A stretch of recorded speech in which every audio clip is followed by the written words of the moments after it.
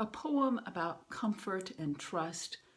The 23rd Psalm is something that many of us can say by heart, something that we learned in our childhoods. Because of its soothing nature, it's a passage of Scripture that we turn to in times of distress and fear and grief. Maybe some of you have found yourselves repeating the words in your head while you've been staying at home, maybe worrying about loved ones or finding yourselves a bit more anxious in these trying days. It is a lovely, life-affirming, and hopeful poem. At the United Church of Christ's General Synod in 2007, Lynn Redgrave, who was a member of a nearby United Church of Christ congregation, was one of the keynote speakers. She spoke about her personal journey with cancer and ended her talk by reading the 23rd Psalm. It was the loveliest and most moving reading of that psalm that I've ever heard. And if you want to hear her read it, go online to YouTube and put in the search engine Lynn Redgrave 23rd Psalm. You'll be delighted. But I find, as often happens with poems or prayers or songs with which we're very familiar, sometimes I fall into an old, familiar cadence as I repeat the words by rote, and it's easy for me to lose the meaning in something that's really familiar. So I did a mashup of some contemporary translations of the Bible, along with some of my own words, to give us a fresh hearing, perhaps, of this enduring text. God, like a good shepherd, cares for me always. There is not a single thing that I need. The shepherd creates a lovely space where I can rest and rejuvenate. It's a lush meadow next to a spring of clear, cool water. I can catch my breath, clear my head, and find my true self again. The shepherd reminds me of what is really important in this life and calls me back to God's dream for me. When there are days when I'm frightened or confused, stuck or lost, or I feel like death itself is chasing me down, the shepherd is nearby, nudging me in the right direction and reminding me that I am not alone. Even when one of my old enemies, fear, doubt, jealousy, selfish pride, fear of inadequacy, stubbornness, any or all of my self-serving worst instincts rear their ugly heads, the shepherd takes me by the hand and leads me to a feast that nurtures my body and my soul.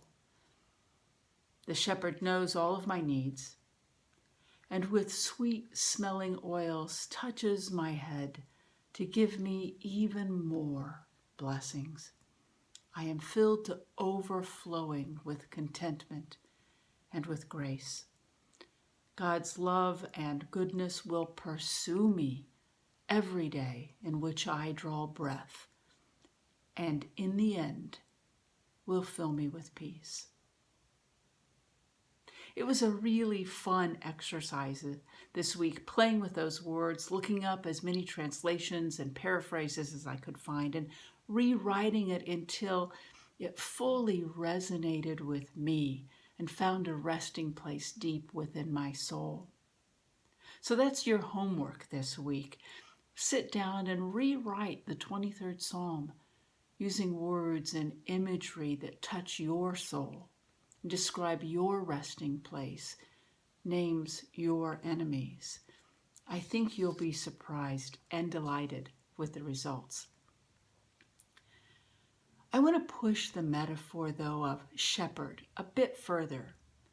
And to do that, I turn to the last chapter of the Gospel of John, to one of our resurrection stories. Now, in it, Peter, fresh from having denied even knowing Jesus, let alone being one of his followers, had returned up to the Galilee, along with others of Jesus' disciples, after Jesus' death. Not knowing what else to do with himself, he went fishing, and the others went with him. The resurrected Jesus, according to the story, was waiting for them on the shore with breakfast ready on the grill when they returned to the beach at daybreak. And after breakfast, almost like an echo to Peter's denial just a few nights before, Jesus asked Peter 3 times, "Do you love me?"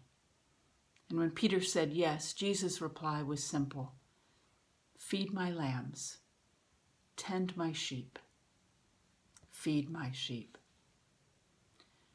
We are not just the sheep of God's flock, looking to God as our tender shepherd, but we are also meant to be shepherds of God's flock, caring for one another. In our incarnational theology, we claim that God exists in human flesh, in the fullness of the human experience. If we believe that, then there is also great comfort in that, but also awesome responsibility. The comfort comes in knowing that God is present with us, among us, within us, between us, and that God's love and grace are in our very breath. The possibilities for God's goodness and grace, the possibilities of forgiveness, of reconciliation, of love, of true intimacy and connection with one another, can be experienced, can be lived. The responsibility comes in helping to make that happen. If God exists in human flesh, then God exists in us, and we are co-creators of God's peaceable realm, God's world of justice. We are part of God's heart of caring. And so it is up to us, ultimately, as the bearers of God's grace and goodness, to be that protecting, caring, nurturing, guarding, tender shepherd of which David sang. In our communities of faith, we have made a covenant, a sacred promise to one another, to care for each other, to provide support to one another, to celebrate and to grieve together, to make this earthbound journey as rich and as meaningful as we possibly can. Perhaps what that means is that we are to be good shepherds for each other. Perhaps we can understand our covenant through the language of the psalm. When I am weary and sick in my soul, will you lead me to a quiet meadow where there is cool water to drink?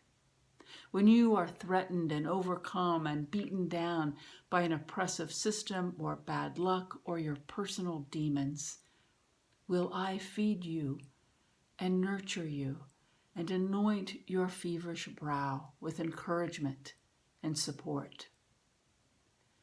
When any of us faces the human heartaches of loss or death or betrayal or despair, will we be each other's protecting shepherd's rod and staff? Will we reach down and lift one another up out of the valley of shadows of death and fear?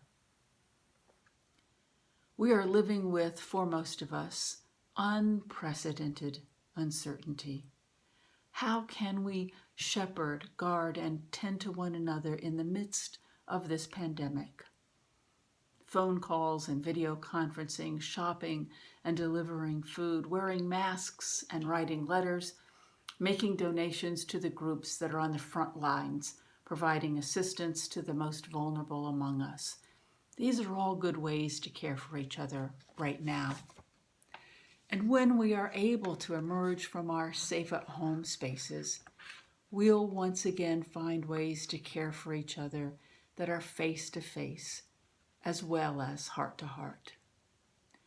As we walk this journey together, as companions on the road, let us fear no evil, no danger, for God is with us, made manifest in the love, protection, and support that we provide to each other and to our hurting world.